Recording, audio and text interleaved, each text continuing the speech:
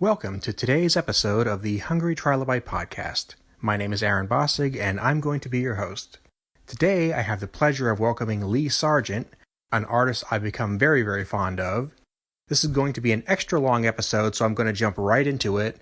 I'm going to ask that if you have the ability, please open up a web browser and go to leedrawsstuff.com. You'll get a better idea for his work. Let's jump right to it. On mic today, we have Lee Sargent, the artist from Lee Draws Stuff. How are you this fine day? I'm good, thank you. How are you? I'm wonderful, absolutely glad to have you here. Your work fell into my lap a couple of months back, and it just stuck with me because of your style. Right. You have a unique style that is charmingly simplistic, but surprisingly deep the more you look into it. Yes. And I'm hoping to get some samples so we can show the video audience here. But yeah. You will draw stuff that I would think of as being reminiscent of a children's book or a greeting card, but the scenes you're invoking are very profound to people who know what the characters are. So I guess I just want to ask how you got started with that. Yeah, okay. So the style itself, so for years, and it's kind of a long story, but I'll try and condense it as quickly as I can. It really started with I always drew from a young age, and then when I kind of left high school, I stopped drawing, stopped art completely. A little bit disillusioned with high school art and not seeing art as an option as far as a career is concerned or anything like that. Because I always did have simplistic is it's I say that with kind of full respect to myself, which I think you have to give yourself some respect. I was a little worried that I was insulting you, but I'm just trying to find the right adjectives. No, and childlike is one of the greatest compliments that you can get because if you watch a child draw anything, it's a delight to watch, and I guess that's what I try and invoke with anything that I draw is that kind of childlike joy around it. They are not the best drawings in the world, and they are certainly not accurate. I have it pointed out to me on a semi-regular basis by people who say things like for example, I don't draw noses, and I have people pointing out that there's no noses on the face, like I forgot it. Which so I always like to kind of go, oh wow. Thanks for pointing that out. I couldn't work out what was wrong with the face at first, and now you've worked it out. But no, I left drawing for years, and then I kind of realised, I think in my mid-20s, that there was something missing from my life, and I'd always drawn, and that's when I kind of rediscovered art, and I started kind of going on a journey of drawing, and I kicked off with trying to draw manga style because that's what I was really into at the time. Very complex manga too, I might add, not just simplistic manga. I went down the deep end and went, I really want to I love this stuff, I want to get into this. And after a couple of years of kind of trying to wrap my head around that, I think I started experimenting with, I think I went to Singapore and I saw some really interesting kind of simplistic artwork there with an Asian influence to it. And I fell in love with that. And I went, okay, well, hang on a second. This is kind of what's inside me. It's okay to draw, spaghetti arms or not draw, and draw a circle for a head. And it's kind of okay because I completely understand what this person's drawing and what they're trying to convey, which is what we're obviously trying to do. So I started adapting that style, and I did a couple of little things, and I think one of the early drawings was a Twin Peaks illustration. And I started because I was watching Twin Peaks. Mm-hmm. My wife was horrified that I hadn't watched Twin Peaks when it was first on, and so she was educating me. And as we would watch an episode, I would draw a scene from that in this new style that I was getting used to.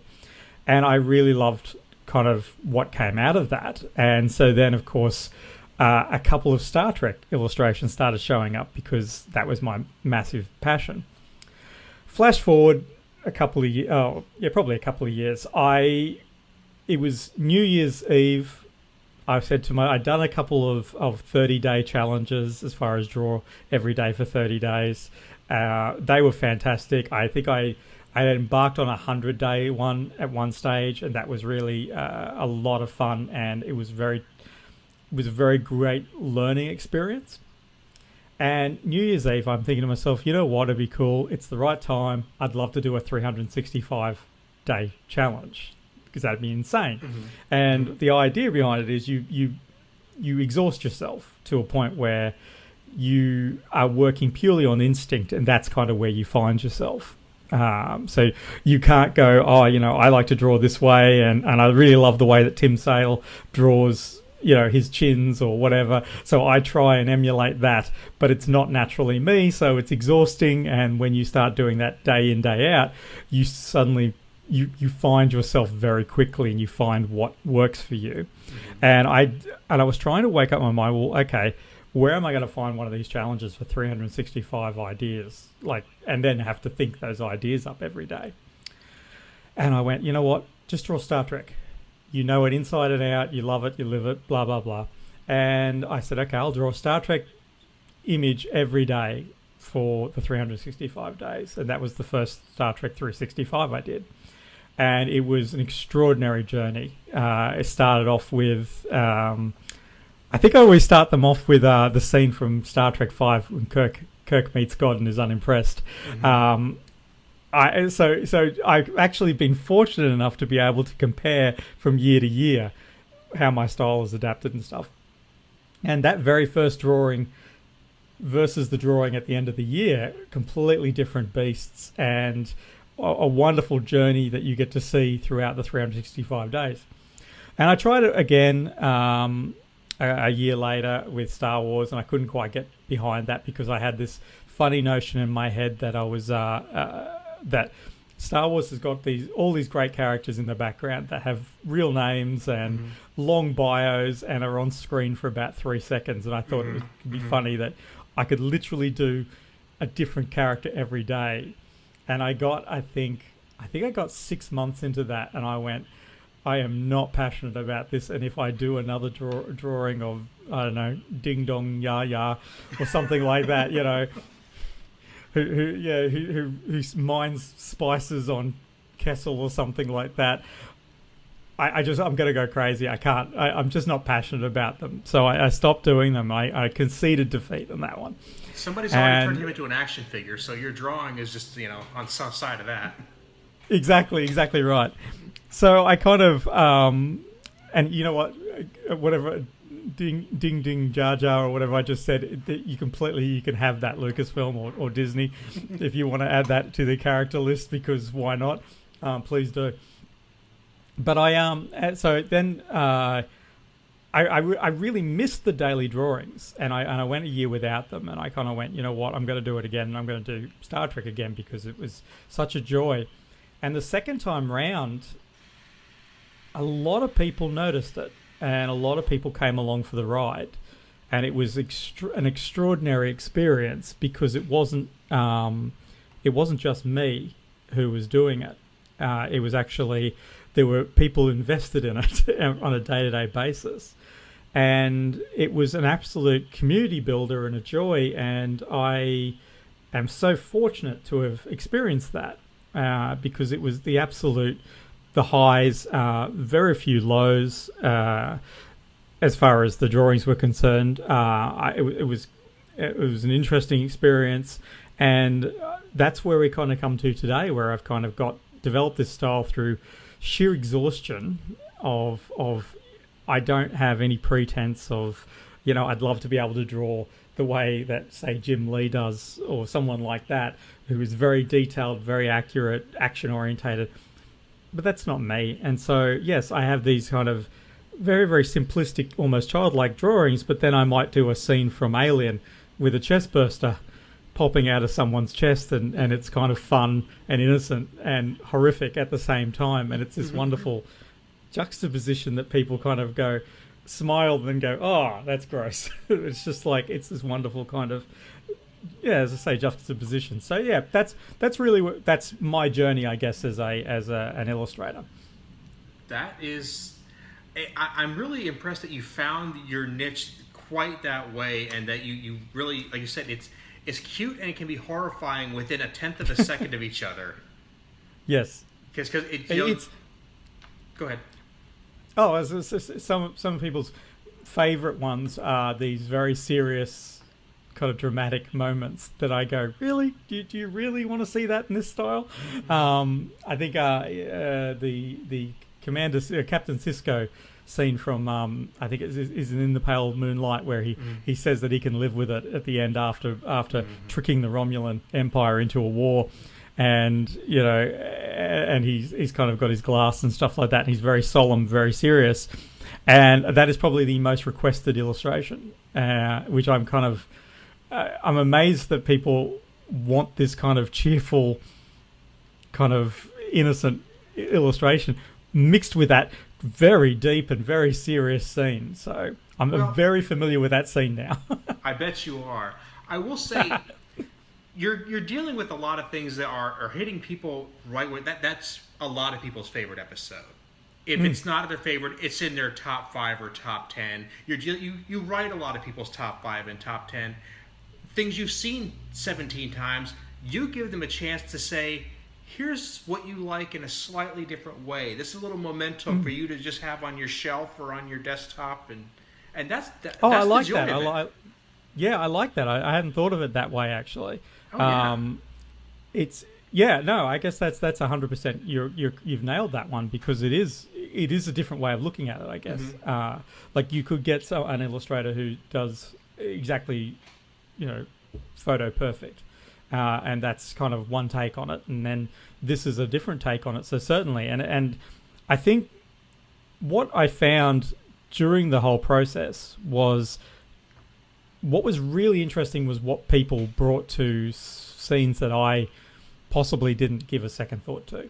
It's not that I don't love the scene, or it's not that, but I don't have a personal connection to that scene. I just either liked the way it looked, or it was day 186 and I needed a drawing, and I just went, okay, what did I just watch? Excellent. I watched Measure of a Man.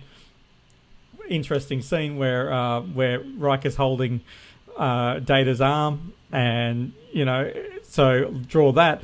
But then what I get is I had someone contact me who actually said, could I buy that drawing, because I went into lore because of that scene, and that and so that suddenly invokes that whole memory for them.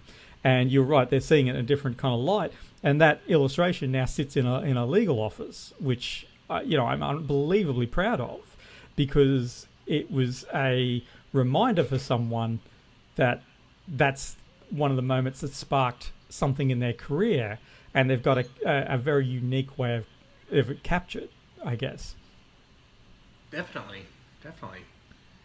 And if you're saying, you pick interesting scenes, I can't think of a more curious choice than the scene of Kirk meeting God in Star Trek V. Yeah, it is one of my favorite. It's one of my favorite scenes. If someone was to ask, it was probably it's one of my favorite scenes. So, but it's structurally too. It's a beautiful thing to draw, because you've got obviously the giant floating head of God. Cybok is there. The trio is there, and you've got Kirk kind of raising his hand to ask a question of God. It's a beautiful kind of framed drawing to do. So it is actually there is some method in that madness, I guess, of picking that particular drawing, because it is framed so well, and it's a wonderful moment and it does spark that whole. Even if you hate Star Trek V, which I don't understand, like it's crazy, but even if you do, you still recognize that scene as that's awesome type of thing. People still nod and go, yeah, that's cool, because it's Kirk facing off against God. And I did a series during and what happens is you tend to start finding ways of keeping it interesting, and one of the things that I did during the last round was to do what I called Alt Trek, which was alternate takes on Star Trek. And it was a mishmash of the different. So what sparked it was I was really interested in the idea of what does a Borg from original series look like. So had the designers, of the original series had to design a Borg, given their current, what would it look like? And, and taking some inspiration from the initial designs of the Borg and expanding on that, on how one of the big kind of influences of that is from Conscious of the King, where you have Kirk's childhood friend, has got this velour black mask over half of his face, and that's I'm not even sure what that was supposed to be, apart from some sort of prosthetic or something. And so kind of drawing off that idea of, well, that's their idea of some sort of prosthetic. That's kind of what the Borg would have all over them and stuff. And I drew that, and it was so interesting and fun. And like, I have a whole script behind that one scene where, McCoy's going, my God, this man's a mechanism, that type of thing. And, which is kind of drawn from stuff that I went into. So the next one I did was Picard facing the Gorn at Gillard. So doing a Darmok kind of, but this time it's the Gorn, and probably wasn't as peaceful, but doing that kind of shot. Eventually getting to where I was going with this is that the ultimate scene for me, and I think a massive favourite by a lot of people, is Voyager encountering God, and Janeway saying, when God says, and I have again a whole backstory with it. Like, Kess was the one who went off and saw visions of Shaka-Ree and drew the Voyager to that and drew them to God, and then God's like, bring the starship closer, and Janeway's the one who puts her hand up and says, excuse me, I've got a question, what does God need with the starship? Because that is totally seeable and doable and stuff like that. So it's a great kind of sequence that you kind of have a lot of fun with, and I think that's important with some of these. But I mean, I've done the death of Spock a couple of times. People ask for that a fair bit. It's an extraordinarily hard scene to draw because of the way it's shot and the way I draw, because I draw flat, two-dimensional kind of. You're looking at it as on a plane kind of thing generally, whereas that shot obviously is all over the shoulder. And you're looking at the back of Kirk, you're looking at the back of Spock, and it's because it's through glass that it's very hard to kind of twist that sideways and do it flat like I do it. So yeah, very, very cool, very cool. And you're hitting me right where my interests lie when you talk about transposing different design elements from one generation to another. One of the things I've always been curious about would be to, when the story establishes that something took place here, even though it was never shown on screen, I really want to put it in my head. I would always want to go back and see, what did Section 31 look like when they were on Constitution-class ships? And stuff like that just fills my imagination, so I really hope that you do more of those. Well, I love the idea of I'm a massive fan of the Shatner verse novels. So the idea, the Return and stuff like that. The Return's one of my favourite. Almost, I refer to it as fanboy fiction, because it is just this amazing kind of conglomerate of Deep Space Nine and original Star Trek and the Return of Captain Kirk and Next Generation and the Borg and all this. It's just this complete and utter. You would never be able to film it. It was too crazy. But one of the concepts in that is that the Borg originated, or not necessarily originated, but the Voyager 6 probe crashed on the Borg homeworld, and they were the ones who set Voyager back on its kind of task. And I always love the idea of this kind of concept of Voyager 6 landing on this machine planet and almost giving that horrible spark to them of learn all that is learnable, assimilate everything. And they've given Voyager the chance to go back and do what it's supposed to do, but at the same time changing their own civilization towards what the Borg would eventually become. And so I've done a drawing with the crashed Voyager 6 on a Borg home planet with proto-Borg, kind of from the original sketches that were done, where he was kind of a guy in a black jumpsuit with rings around him and stuff like that. Those type of things are always so much fun, because it's like, if you can make it fit within canon, awesome. If you can't, oh well, it's still fun. I've The most important canon's in your head, as far as I'm concerned. And I know people disagree with that, and they're very, very concerned about official canon. But I always maintain that if I believe something in my heart is true, then that's just the way it is, and no one can change that, official or unofficial. So, no. And canon itself changes quite a bit. So that's right. Yeah, you have to be willing to roll with those punches. I've always preferred the theory that.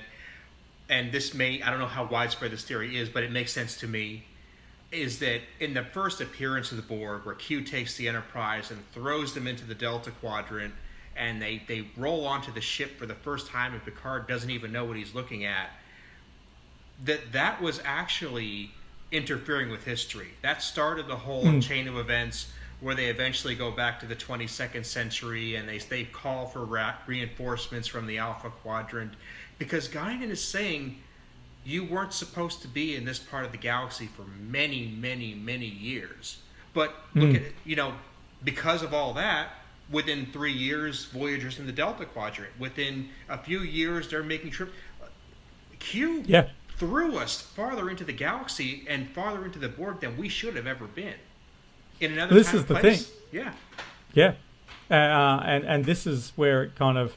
And again, this is where you can't get hugely caught up with timelines and canon, as I say, because the idea of, everything changes after the trials and tribulations.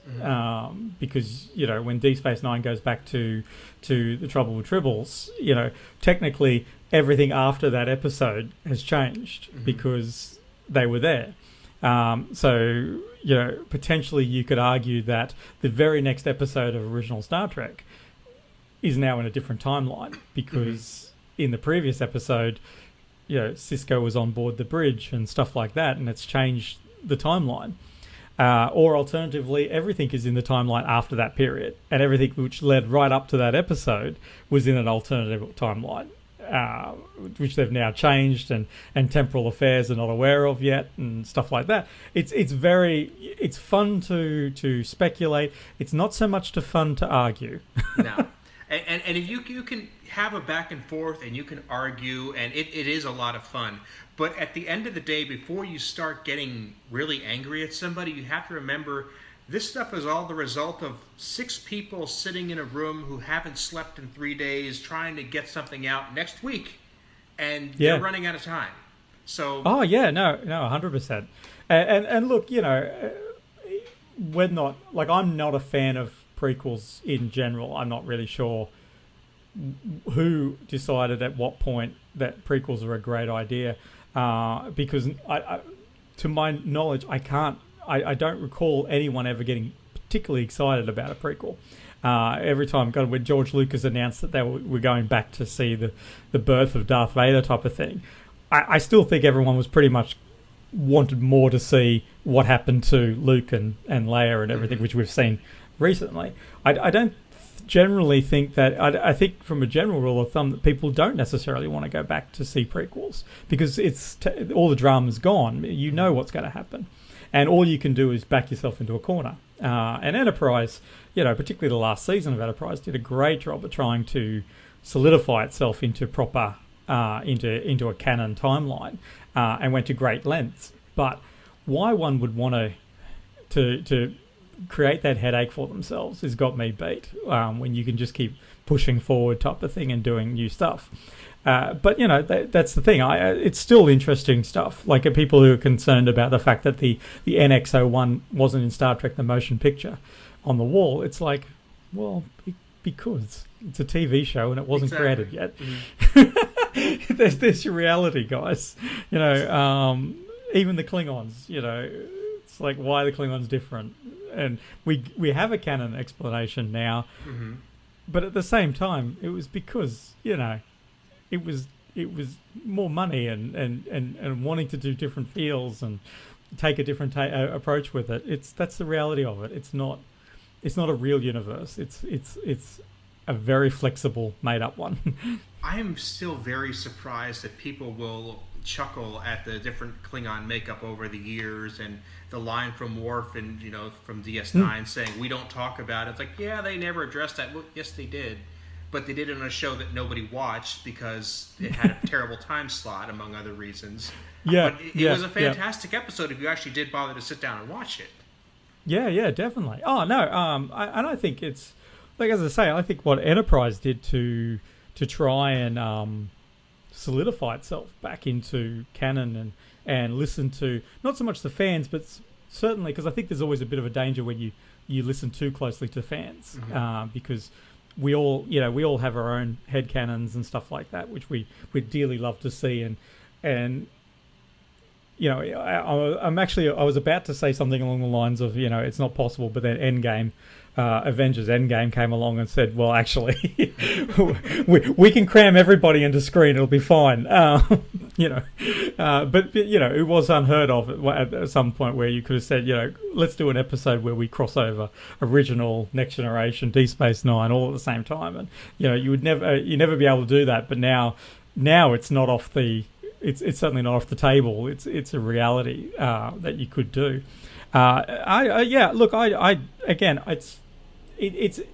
It's not something worthwhile getting too upset about, and people get very upset about it. And I understand that it's very close to people's hearts. It's very close to my heart. It's not something that I grew up with Star Trek. Lifelong Trekkie. When things change, I'm a big fan of the original series and its design qualities. So when people kind of say, "Oh, it was a cheap-looking '60s show," that does ruffle my feathers. I don't particularly appreciate that. But at the same time, it's like, well, okay, we've got a new-looking Enterprise, which is close to what the original is like. And whilst I would prefer the original over that, at the same time, it doesn't keep me up at night. And it's certainly not something that I want to scream at someone online for 3 hours. And I've gotten into arguments with people and realised about 3/4 of the way through the argument that this is extraordinarily stupid from my point of view, not even from their point of view of this is the mountain they want to die on. It's like, yeah, sure, but from my point of view, it's like, why am I, one, antagonising this person, and two, antagonising myself, and three, it's not something I have control over. If the makers of Star Trek want to take a very sharp left turn tomorrow with whatever they want to do, that's their prerogative, and you don't have to watch it, and you don't have to, but you also don't have to try and spoil it for everyone else. True. If someone else is enjoying it, let them enjoy it. It's no skin off your nose. It doesn't take it away from you. If you are a Roger Moore James Bond fan, and Roger Moore is the only James Bond that'll ever exist for you, then it's fine. Just let people enjoy Pierce Brosnan or Daniel Craig, and you don't have to enjoy either of those. You just go keep going back and watching your Roger Moores, and write your own fan fiction Roger Moore James Bond episodes, or whatever. But it's really to try and take it away from someone else's enjoyment or something. It's just mean and very small, and not your responsibility, which is the thing. So, I was getting ranty there. That's no good. No, and actually, this is the kind of stuff we like to bring up a lot. Is that fandom is one of the things that it takes you out of life for a little bit. It gives you a chance to just play with something in your head. That is important. I mean, I can't speak for everybody. Yeah. I got problems. I'm sure you do. I'm sure your friends and neighbors do. This is something that gives you a chance to just sit back and enjoy a little bit. Don't take that from somebody. If you can't do anything else, just let them have it. Yeah. No, look, if you can't, if Discovery's not your thing, and I'm on record a couple of times, not a massive fan of Discovery as far as I like some of the characters in it, but as a general rule, I've not enjoyed kind of what they've done with it. That's not to say, as I say, I enjoyed some of the characters though in it, like Saru. I really didn't like him to start with, and then I think it was about 3/4 of the way through season 1. I'm like, okay, I'm Team Saru now. He's awesome. And I've gone back and forwards on other characters, but at the same time, my, I guess, being disconnected from it doesn't lessen someone else's connection to it. No. And again, this comes back to what I was saying about, like, I had, you know, I'm not necessarily, I'm not I'm trying to work out the best way of saying this. I'm not into slash fiction.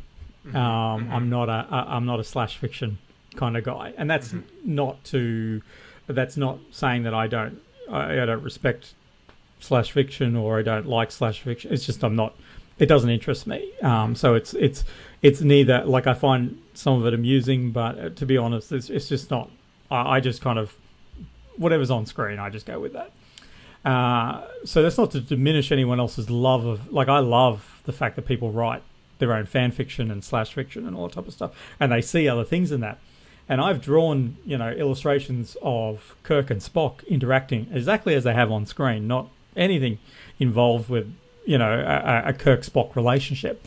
And others have kind of seen that illustration and latched onto that and gone, oh wow, this summarized the whole, I think it's Spurk, is that what they call it? I don't know. It summarizes the whole, but it summarizes the whole slash fiction kind of for them. And it's like, I'm not taking that away from someone. I'm not going to go, no, hang on a second, that's not what that was intended for. You can't have that. Well, you can. It's like, no, that's do it. Yeah, you do what you want. You take it once I set it free. If you want to read into it and see that this is this is more than just a platonic relationship between two men, it doesn't change anything in my worldview, as far as it doesn't change anything in my life to just let you do that. It's completely your right. You can't tell me this is definitively, and that's the thing where I think people get a little bit confused about when they want to tell a creator what their intent was, and a creator goes, no, that was totally not my intent. That happened. And that does happen. I've seen that happen, particularly with I think it was Frank Oz with the whole Ernie and Bert kind of being gay or not being gay, and him coming out and saying, well, look, they're not, because they were never intended to be. It's not that we have any problem with gay characters. It's just that these were never written that way by Jim Henson and myself. And everyone's like, no, you're wrong. It's like, well, you can't say that. But at the same time, you've got to acknowledge that if Bert and Ernie gives a gay kid some kind of normalcy in their life of seeing that, well, again, who are you to take that away from someone? It works both ways, as far as I'm concerned. And like I said, you have completely within your right as a creator to say, this is what I meant. Because it is what you meant. You know what you meant. You were in your own head. Yeah. But once it leaves your hand, it goes into somebody else. They appreciate it for whatever reason they do. And works will take on a life of their own once they get out into the world. There are things that Go ahead. I was going to say, well, I've had people come back and say, this is what this is. And I've gone and looked at it and gone, that's not what I intended, but my Lord, that's much better than I had in mind. So I will take that. Oh, yeah, 100% that's what it is. Particularly with my drawings, because they are, again, very simplistic. You can actually see facial expressions that may not have been intended in the first place, but they are there, definitely. When you look at it for long enough, you go, yeah, that's a smirk. Okay, no, I'll wear that. That's totally, that was just a slight indentation on the paper, has slightly moved that flat line, which should have been a stern look, and it's a smug smirk, or it's a self-satisfied smirk. I will completely own that when that takes a life on its own, because sometimes these things do. So it's a give and take, and I just I've had experiences where. Like I think probably one of the ones which stand out, particularly in the last 365. One of the previous ones was interesting for me. Actually, I'll mention that one. Was because when I used to paint the illustrations, I had a very, very simplistic palette as far as I had these colors. This is Caucasian. This is African American. That's it. To black and white, basically. And I had someone point out once who asked the question, and they did it very politely and very, very respectfully. there was a picture of a Deep Space Nine illustration showing all the Deep Space Nine people, and Dr. Bashir was essentially the same color as O'Brien, and someone said, well, you know, why did you paint Bashir, not as a darker man? Mm-hmm. And I was like, you know what? To be honest, I'd never considered it because I didn't really, from my simplistic color range, I wasn't really giving that gradient of kind of complexions. But it was a really great point, and it was a really, as I said, very respectfully done and very, very polite. And I just went, you know what? You're right. You're 100% right. And every Bashir picture that comes out from me now is he has a darker skin complexion than O'Brien, which is, you know, possibly the whitest character of Deep Space Nine. So, you know, so that was great. You know, that was me being able to grow from feedback, which wasn't kind of wasn't a dig, although you could easily have, you know, someone could easily have taken that one a little harder and been, oh, you know, what are you accusing me of? And it's like, you know, likewise, it was pointed out that I didn't represent women as much as male characters in the 365, and I mean, it's an interesting kind of situation because it wasn't intentional, and at the time that it was raised, obviously, this issue of representation for women was definitely a much higher talked about subject, which is awesome.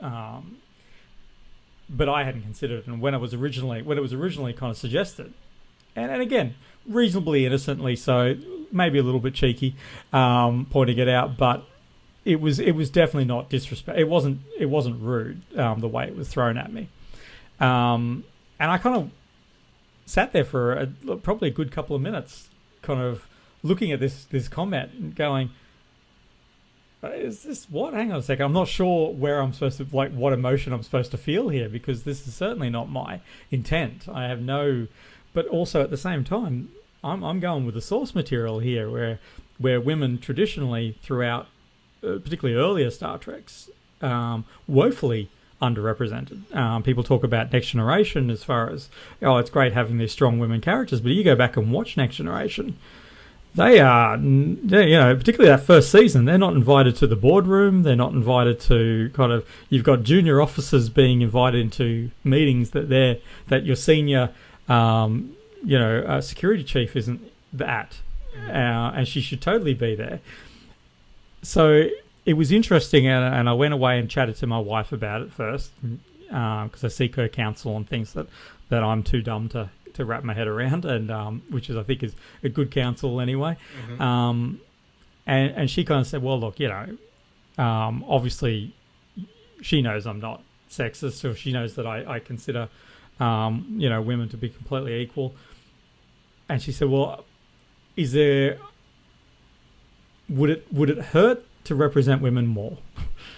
And I said, no, it would not. And she goes, then maybe that's a great idea, is to get some of those women more exposed and appeal to a greater cross section by saying, you know what, let's get Major Kira up there a bit more. Let's feature some of let's feature Uhura a bit more. And I'm like, you know what, there's nothing wrong with that at all. So let's do that. And so, that was an interesting experience to kind of go through a whole cycle of feelings and then kind of come out the other end and say, well, you know, it's my collection, I can do what I want. And it's like, is the thing that you want not representing? So is that actually what you want to do? It's like, well, no, actually, that's not what I want to do. I do want to kind of be more inclusive, and so let's do that. And so, and that again helped shape the latter part of that whole challenge, and made me more conscious to go, well, look, is there a way we can get a female character to be more represented or to take center stage here, and makes you as you a better artist at the end of the day. Even if you kind of take that feedback on and go, it's completely missed the mark of what I wanted. But if it gives you pause to think, and analyze what you do, and if you can naturally do it, then great. That's awesome. Awesome. Well, I'm looking at the clock here, and I know you probably have stuff to do today, but I really don't want to end this before I have the chance to ask you about these awesome Australian conventions I see on Facebook and Twitter all the time that I don't have even a prayer to get to. Are they really as awesome as they're looking? Look, they're a lot of fun. They're a lot of fun, I think, because I think we probably get a little bit more, even more excited, because it's not a regular thing to say get like William Shatner out, for instance. It's when he comes out to Australia, it's a big deal because it's a 24-hour flight. It's not a it's not a lot of fun type of thing for the actors to come out. And so when they come out to Australia, it's a big treat for us, because we don't get to see them walking around. I think there's a greater chance to run into or to go and see a celebrity at a convention in America, for instance, simply because of the size of the place, literally the number of conventions going on, and also it's easier for them. If you're an actor and you're working, hopefully, if you want to do a convention, you don't want to have to take a good month off to travel to one place type of thing, just to do one little thing. So when they kind of come out, it's really, really exciting. So and I think Australians just have a great time with that stuff. Because it is a treat for us, I guess, even more so. So I think we feel really, really fortunate to get these kind of stars out that we wouldn't normally get to see. And obviously it was exciting when Farscape was being filmed out here, because we have the Farscape people. We're all here in Australia, so it's like that's our own homegrown sci-fi type of thing. So Rigel lives here type of thing. And some of the Australian actors in that show are very well known here in Australia, but wouldn't be known in America. So it's like, oh wow, that's that person's stuff. So I think the conventions are healthy here. I think there's two main ones that we have, Supanova and Oz Comic Con, and I think they're both pretty healthy. So I've been seeing pictures of both of those, so it's on my list of things that if I could do, I definitely would. Oh, I think definitely if you can tie it in, it's because I think it's also a very it's almost an unplugged kind of situation too. It's very personal. Like I know for Oz Comic Con, they have a VIP night where you can buy tickets to the VIP night, and that's essentially just a mixer with all the celebrities. And so to be able to kind of have a beer with Aquaman is pretty awesome, and he's pretty keen on having a beer with you, which is nice. He's a really down to earth guy, huge guy, but very, very down to earth. And then to be able to be in that room and have them a little bit more relaxed. I was lucky enough when William Shatner came out a couple of years ago to do the kind of dinner with Shatner type of thing experience, and he was extraordinarily, very, very good at what he does. He's done it for many years. He's a seasoned professional at it. When he was kind of sitting at our table, there was no talk of Star Trek. Interestingly enough, it was all talking about the Great Barrier Reef, and he'd obviously made it his business to know a bit about where he was and ask questions and interact, which I thought was extraordinarily classy. And I've just had really, really good experiences with kind of everyone who's come out to Australia, which I just think is, again, that's a really nice thing that it's, they come all this way and then they're just super, super nice and super happy to be here. So I think that's kind of awesome too. That's a beautiful country, so that doesn't hurt at all. Well, this is the thing. You show them a couple of koala bears and a couple of kangaroos, and you got a happy teal'c from Stargate. So it's a good experience for everyone. I know what you mean about the classier atmosphere. Because the United States is so big and we have hundreds of conventions here, people are always like, "Where's the biggest, bestest one I can go to? Should I go to San Diego?" And I'm like, "Okay, try to find your state with a kind of an out of the way location, but a big enough city." and you're going to be able to have a place where you can walk up to a celebrity, talk to them for 10, 15, 20 minutes, get your autograph, and then you might see them at the bar 2 hours later. It's going to be, you're going to have more fun than if you went to San Diego Comic-Con and stood in line for 8 hours to see a panel that you know, in an uncomfortable seat. I mean, a wonderful story that I don't know the people involved around it. It again, Jason Momoa, I think that's how you pronounce it, Aquaman, or Ronan if you're a Stargate person. He, you know, there's people who talk about the fact that they, you know, hit the town with him. And didn't even know kind of who he was, because this is back in the day when he was just about to film Game of Thrones and had just done, you know, had finished Stargate and stuff like that, and he'd come out to Australia, and only Stargate people would know who he was, and he was just about to blow up, and you know, and seeing kind of stories on Facebook where people have tagged their friends saying, hey, this is the guy we were hanging out with on that night. Not knowing who he was going to be, you know, and, you know, 3-4 years later, he's coming back to Oz Comic Con and everyone's like, oh, wow, yeah, that's Jason. We hung out, you know, in Brisbane with him. He was really, really chill. And the same with, I think Dominic Keating, Commander, he wasn't Commander, Malcolm Reed from Enterprise. I saw the same thing. People kind of tagging their friends going, this is the dude we hung out with that night, and we have no idea what he's from. But yeah, and he's back out again, and he has a great time when he's out here. He's, you know, taking lots of photos and posting to Instagram and stuff like that, and I think that's neat. I think that's really awesome. I just saw, because there's a massive Stargate convention coming to Melbourne, and it's going to have a lot of Stargate Atlantis people there. And Jules Sate was just commenting that people are warning her that it's chilly, and she's from Canada, so she's kind of giggling at that, saying Australians saying that it's going to be chilly, and she's completely right. It's ludicrous compared to a Canada winter. So yes, but that's, you know, so that's exciting. I think it's a treat for the actors and actresses who get to come out and really get a bit of royal treatment. I guess, because you do get to be seen as huge out here too. It's not like you're not just another celebrity, which I understand. If you live in LA and you see, you know, one of the actors from Stargate or something, or Star Trek even, you probably just, oh, okay, yeah, I saw so and so down the road and so at the shops and, you know, whatever. Whereas for us, we don't have that. I do remember a few years back, Will Wheaton was out here. And he was tweeting from the train in Brisbane, and he was very happy that the train had Wi-Fi.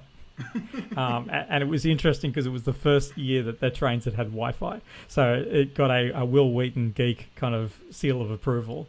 And I'm sure, I at the time, I'm sure he got that one tweet out, and then the Wi-Fi probably failed. So yeah, but yeah, that's always a treat. I think it's always exciting to have and also, we're very proud of our country. We have a very unique country. It's very accessible for anyone from, we're very, I think we're a very accessible country as far as no matter where you're from. I think you can kind of come to Australia and not feel like too much of a fish out of water, apart from our animals. Our animals will hunt you down and hurt you. So, you know, obviously there's that. But I think that's fun, living on the edge. As someone once said, the national language is screaming. Yeah, exactly. Look, we are a game set apart as Hunger Games. That's essentially, if you describe Australia, we're Hunger Games. We don't even notice it though, which is the weirdest, most bizarre thing I must say. Is that like whenever a photo goes out on social media, I already know what the animal is, so it's not a problem type of thing. But we've seen like there's a spider here, who a couple of times. There's been photos of how they catch birds, like full-grown proper birds. I'm will familiar. get caught in these. Yeah, and so people flip out in other countries about this horrific-looking spider who's wrapping birds up, and also it'll occasionally do marsupials and stuff like rats and stuff like that. That spider is actually one of the least threatening spiders that you will find on the planet. It has a web that has tensile strength that is extraordinary. It's a horror to walk through because it is like walking through string. But the spider itself is not interested in you whatsoever. It's not like a tarantula or something like that. It just looks kind of awful, but it's not going to hurt you even if you get it on you. It's a completely kind of innocent spider who's just happens to have the ability to make a web that is so extraordinarily strong that it can catch large animals and not really know what even to do with them. And I clear those things out of my front yard on an almost daily basis. So it's like, because I hate walking through, I hate spiders. I'm terrified of them. Okay, but, me too. I was going to say, because if we're not on the same page there.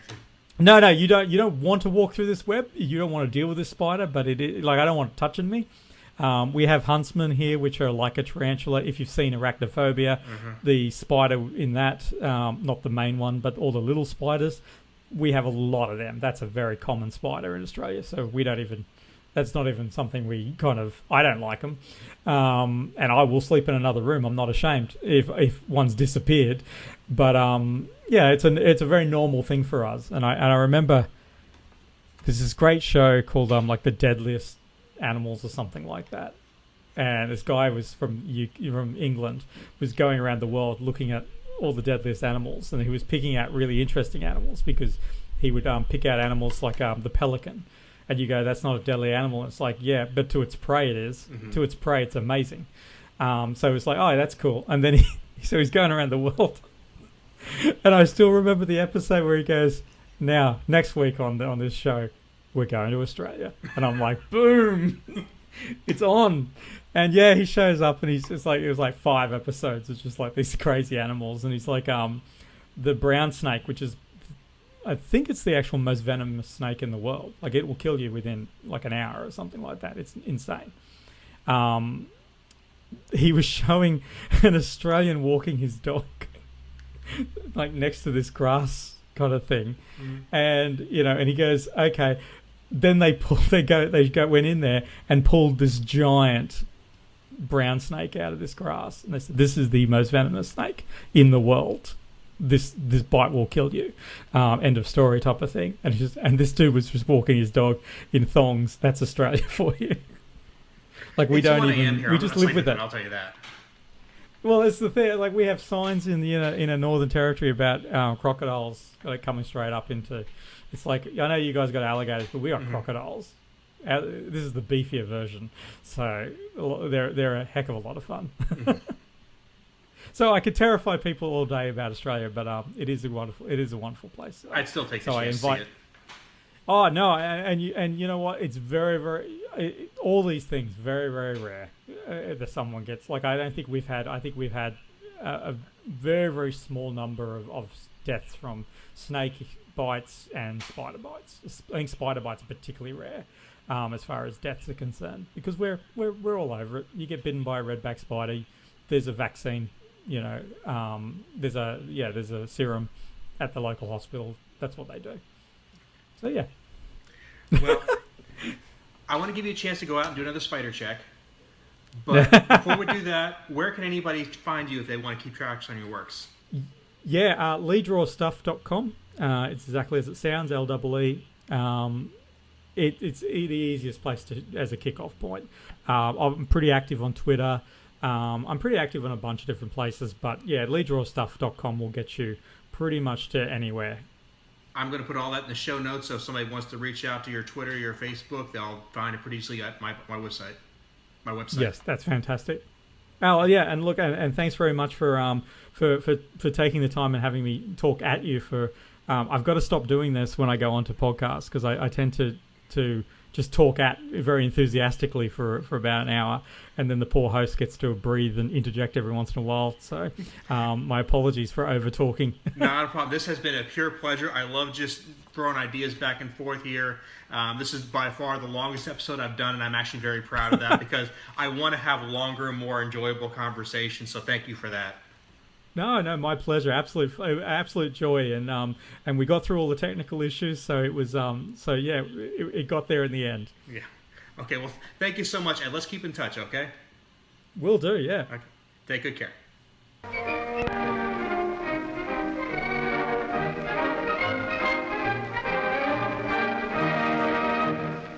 I would like to thank Lee for being my guest today, and I would like to thank you for listening. I strongly advise you to go ahead and check out the rest of his work. You can get his website at www.leedrawstuff.com, or you can get the whole list of stuff on my show notes at www.aaronbossig.com.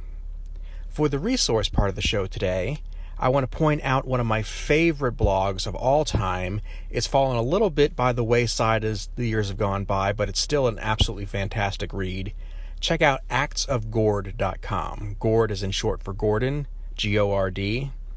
This website was run by a owner of an independent video game store in Canada, and you're going to love his attitude toward customers, toward technology, and my personal favorite, his attitude towards stupid people. If you just like stories of treating stupid people like they're stupid and video game minutiae in general, this is the place to go. And to wrap up, for the community part of the show, I'm going to toss out a little bit of a change of pace. Usually I try to stick strictly with the audio portion of the show on the podcast because you're the audio audience, so I know that's what you're listening to.